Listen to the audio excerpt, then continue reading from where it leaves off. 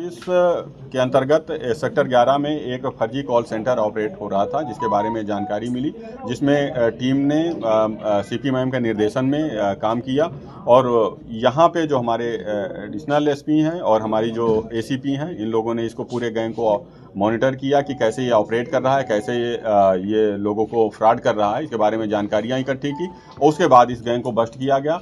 ये लोग लोकपाल बीमा अधिकारी बन करके लोगों को फ़ोन करते थे, उसके बाद उनको जिनकी पॉलिसियां बंद हो गई हैं या लैप्स हो रही हैं उनको टारगेट करते थे और उसके बाद उसको ऑफर देते थे कि तुम्हारा 30 से 35%, 40% जमा कर दो, इसके बाद हम तुम्हारी पॉलिसी रिन्यू करा देंगे।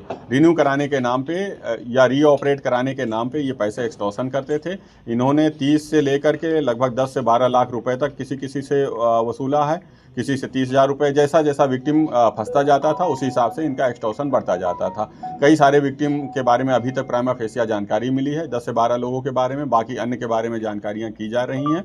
इसके अलावा ये 4 मुख्य अभियुक्त हैं जो गिरफ्तार हुए हैं इनको, और इनके पास से 16 मोबाइल, 1317 प्रपत्र और एक बैंक अकाउंट और अन्य डिटेल प्राप्त हुए हैं, जिनके बारे में विधिक जानकारी की जा रही है। और इसके अलावा जितने भी विक्टिम हैं उनसे संपर्क करके और भी महत्वपूर्ण कार्रवाई की जाएगी। कब से कर रहे थे ठगी? ये लगभग 2 महीने से ऑपरेट कर रहे थे और अभी ये कम ही शिकार कर पाए हैं और हमारी जो टीम है उसने बड़े उत्साह के साथ काम किया। मैम के निर्देशन में सीपी मैम ने बहुत ही वो किया था, इसको फोकस किया था कि ऐसे जो लोगों को परेशान करने वाले गैंग है, एक्सटॉर्शन करने वाले गैंग है, उन पे काम किया जाए।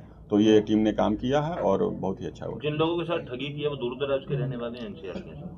दूर दराज के लोग हैं ये, चूंकि काफ़ी बाहर के लोगों को टारगेट करते थे जो डायरेक्टली या तत्काल रूप से संपर्क ना कर पाएं, और प्राइमा फेसिया ये मिनिमम अमाउंट से शुरू करते थे, कम पैसे का ऑफर करते थे कि आप 30,000 दे दीजिए, 25,000 दे दीजिए, 20,000 दे दीजिए, इतने में हम आपकी पॉलिसी शुरू करा देंगे।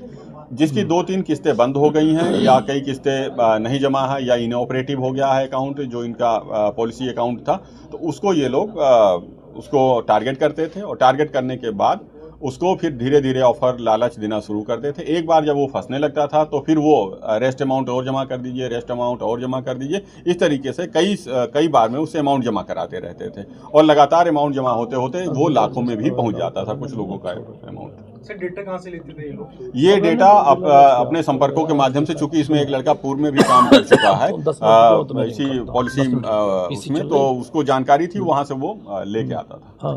ठीक है।